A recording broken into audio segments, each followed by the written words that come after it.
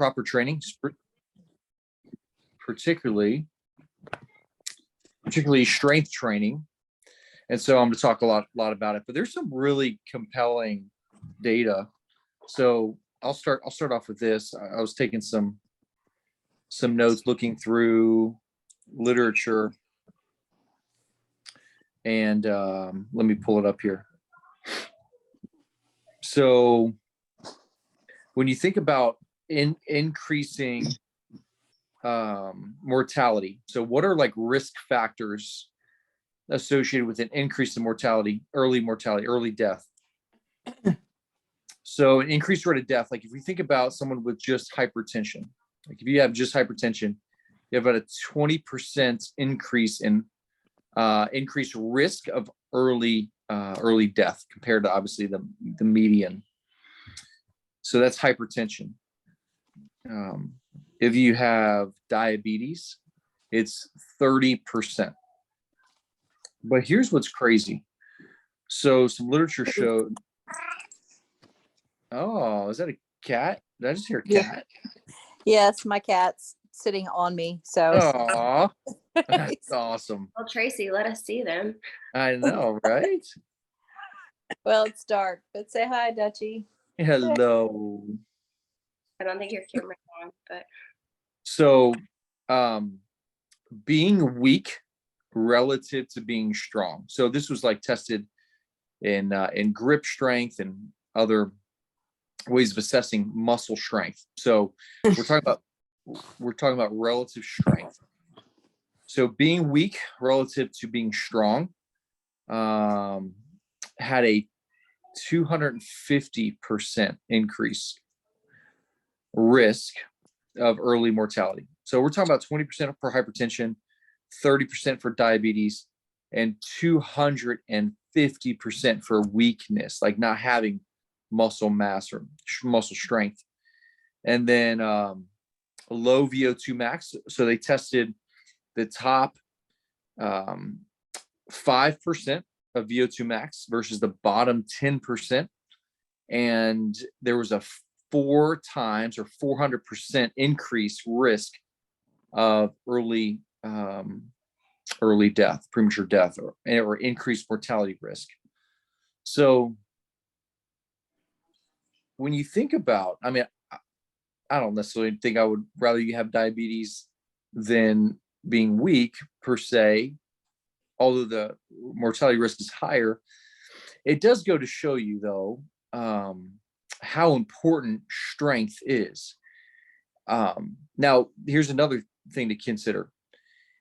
People who are over the age of 65 who fall and get a hip fracture, 70% of those people will not live past 1 year past that hip fracture. 7 out of 10 will die within a year. So how important is it to be strong? It's actually so important. And when we talk about being strong, it is so much more important, in my opinion, than your like just 2-day a week, 3-day a week yoga class. I would say building lean mass should be your utmost priority. Above everything in the gym, building lean mass is vital to health outcomes and longevity and prevention of early death. One of the big things that we see as we age is a wasting syndrome. We naturally start to decrease how much we eat as we age, which is not great. It's not good. And most people, if you look at elderly, they are having a big issue maintaining lean mass.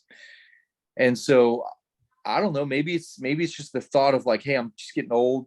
I don't need to be lifting weights, or that's just not for me. That was just when I was younger.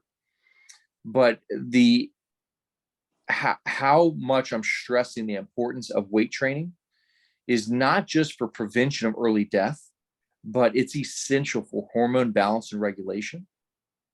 It's essential for developing a healthy appetite, a healthy metabolism. Lean mass metabolically is so much more active than fat. So just having a increase in metabolism. So when we think about strength training, I mean, I could go on and on about the health implications and why it's so important. But I think we need to reframe the idea of strength training is not for the 20-year-old kid in the gym. Strength training is, I would say, even more important for the 70-year-old, 50-year-old, 80-year-old that is trying to create body composition change and trying to improve metabolism and trying to improve hormone function. It's so much more important for that age population. So that's a little bit of like the literature that I wanted to kind of shock you with, because it's surprising. So then let's talk a little bit about what is and what isn't strength training. So there's this concept I'm gonna pitch to you guys because you're learning and you want to learn new terms. It's common in conversations when you talk about weight training. It's called progressive overload. If you want to gain lean mass, you have to progressively overload the muscle over time. Now, how do we do that? It's really simple. We get a starting point, and we either over time increase weight or reps of the same weight, and that's it. So if you are new to strength training can technically be just your body weight today. Okay, it could just be body weight exercises, but you can't do 20 squats for 3 sets, 3 times a week for the rest of your life and build lean mass. It just won't happen. You have to next week be able to do 25 and then 30, then 35, and then load it. Drop the reps down to 10 and then increase load. So add a dumbbell to it. Now you're squatting with a 10-pound dumbbell. Now you're squatting with a barbell. Now you're doing 45 pounds. Now you're doing 100 pounds on a back squat. That progressive overload is the only way to truly build strength. Time under tension, increase in resistance, increase in weight, increase in reps. These are all ways of progressively overloading the muscle. So strength training doesn't have to look the same for everyone, okay? But it's more complicated than what you're probably doing, which is what most people do. Go to the gym, get on a machine, put the weight in, whatever that number is, do 10, 15 reps, and just rinse and repeat weekly. Or you get on your elliptical and you go 20 minutes, or you walk every day. There has to be a next step. There has to be a next step in terms of volume or weight increase. And so it's so vital for that to happen, to progressively overload the muscle, for it to change, to adapt, to actually break down. Adaptation is good in a sense, but it's also an enemy. If you adapt very quickly to your workouts. So that's why you have to progressively increase the load, the time under tension, and the resistance or the weight or the volume to allow your body to be forced to adapt, grow, repair, recover, grow, repair, recover. And you just rinse, repeat that. Okay. So to me, strength training over time should involve weights. 100% weights need to be involved. And it doesn't have to be, again, it doesn't have to be the same for everyone. It could be kettlebells, dumbbells. It could be bands, or it could be a barbell. Regardless of what the source of weight is, the weight also has to increase over time. Okay. And it's very good to do compound movements like a squat, like a deadlift, like a press. Will you tweak something? Yes. You will probably develop an injury weight training at some point. Okay. You might strain a muscle, right? You're not going to have perfect form. You might have a little injury. But I always tell people, I'd rather you injure yourself in the gym than have a heart attack on the couch. Okay. So we're all going to have pain. We're all going to hurt in our life, right? But I'd much rather you do that actually stressing the body and growing it and developing it. So very difficult to give you guys a plan, like a weight training plan today. Very hard. And we try to provide some level of like, hey, here's what training would look like on that True Coach app. But again, everyone's unique and everyone has a different starting point. And as Coach Caitlin knows, she trains people for a living. So she knows that if people are doing the same thing over and over again, they're not going to get any better. There has to be a progression. They have to either, one, come to more classes per week, or two, they have to increase the difficulty of those particular movements with less resistance, so that it makes those movements harder at core change. So for you, everyone has a different starting point. And I think it's very important to have the conversation, and we're here to help. I'm here to help. Coach Caitlin's here to help, of where you're at and what your next step is. I know, Jenny, super proud of you, getting out of your comfort zone, starting with Coach Trey at Armor. That's big time. You know, Armor Gym is not necessarily like a YMCA environment. Like, there's people that actually work out very hard there, right? We got oh, that fly's driving me crazy. We train hard there, and you're right in the middle of it, training hard. So I just love seeing you in there. So anyway, that's strength training. I kind of want to open it up because more than likely you have some questions regarding this. So why don't you unmute if you have any questions? Caitlin, if you want to chime in as well. Coach Caitlin, you're more than welcome to. I think it's really encouraging what you said, because it's like, okay, not everyone has to start out with these heavy weights in the gym, because I know that can seem intimidating for a lot of us, or like gym environments can be intimidating. Mm-hmm. But like Dr. Barrett said, like you can start out body weight exercises, or you have some dumbbells, like you can start out with those. But like over time, we want to increase to where we are pushing ourselves like past our comfort zone. But we all got to get started somewhere, as long as we're starting, right? But yeah, super proud of you, Jenny. You're crushing it. Also, you're muted, so.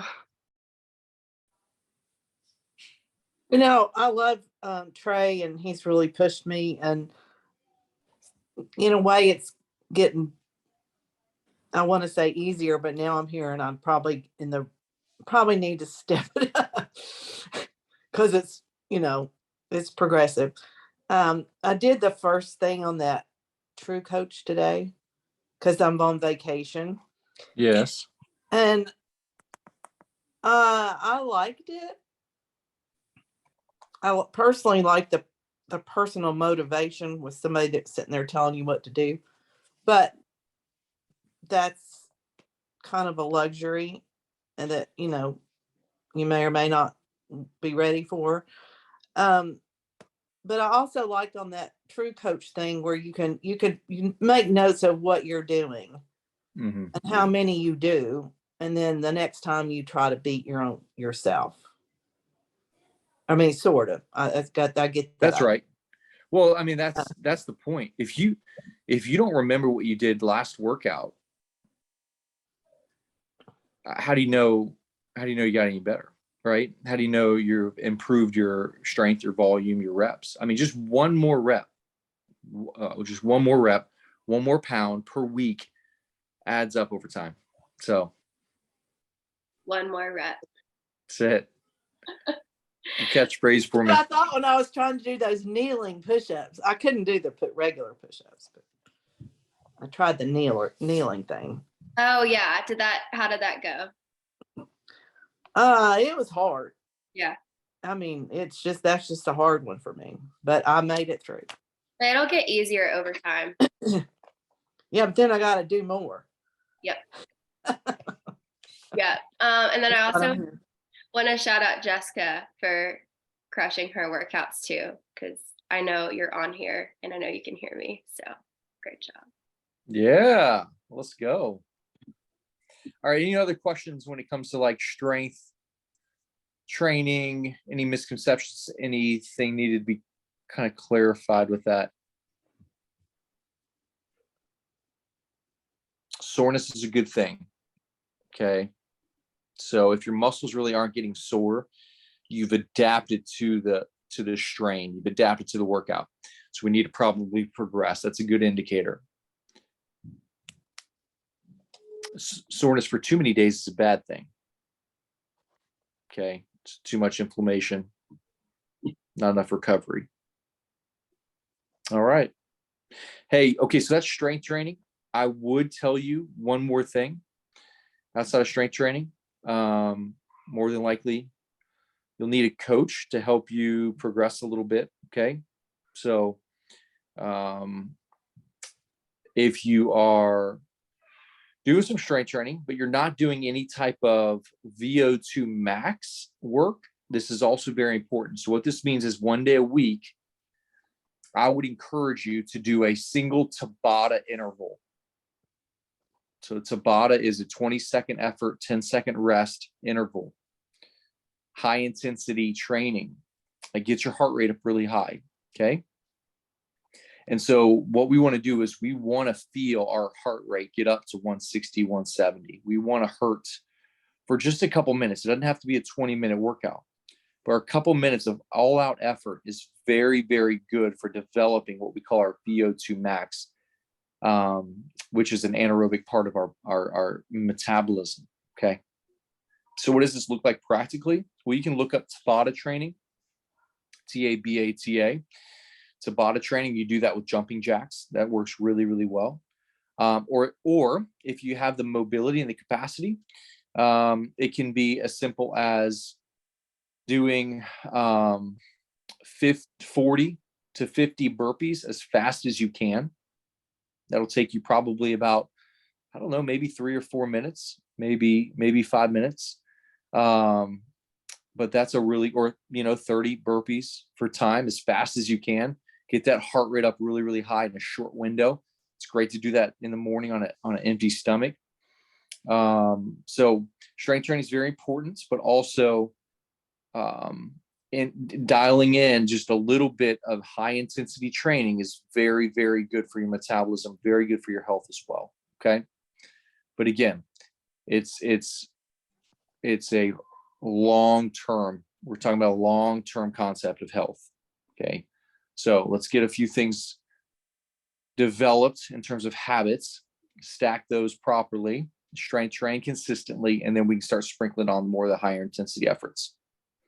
And you'll reduce your risk of early mortality. So, yeah, that's great. I know we've been talking a lot about this week about how, it's not just diet and it's not just exercise, to increase your metabolism. All these things are working together. So building muscle, not just exercising without a purpose, but building muscle, increasing your movement. So that's like your steps during the day, your diet, your gut health, your sleep, and your stress management. All those are contributing to increasing your metabolism, and they all work together. So this is just one of those parts. But like Dr. Barrett said, like, we got to get that part down so it just becomes like second nature. Tracy, I know what was the quote from Atomic Habits about like the systems that you fall to?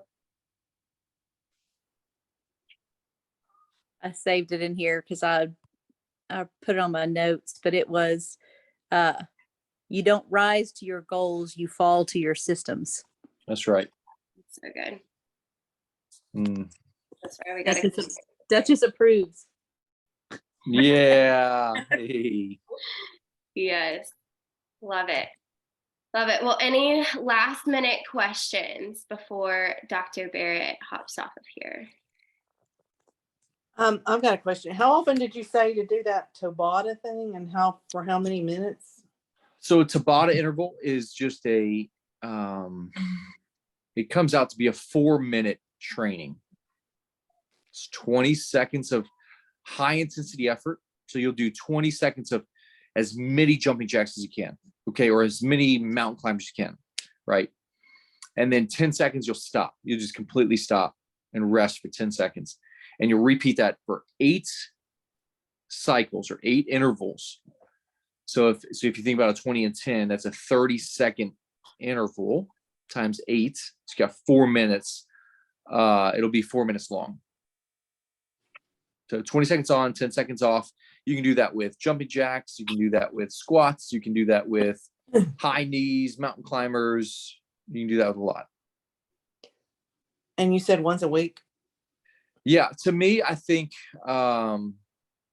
in the beginning, if you were to do a true single high intensity effort once a week combined with 3 days of strength training, combined with a day of mobility, just easy like recovery mobility for your joints, like yoga, 1 day of just a nice long walk, and then 1 day just complete rest, that's going to give you kind of a 7-day workout, 7-day a week workout plan. Love it. Love it, love it, love it. Well, thanks for joining us this evening. Yeah, that was a pleasure. Good. So good. I know I learned some too. So thanks for joining us today. And that's all we have for tonight. So thank you guys for joining and hopping on here. I know you guys all have super busy schedules, and this is kind of like a weird time for some people. So thanks for making the time to be on here. And I will talk to you guys soon. Great. Thanks, Thank you. Coach Caitlin. Bye, guys. Thank you. Thank you.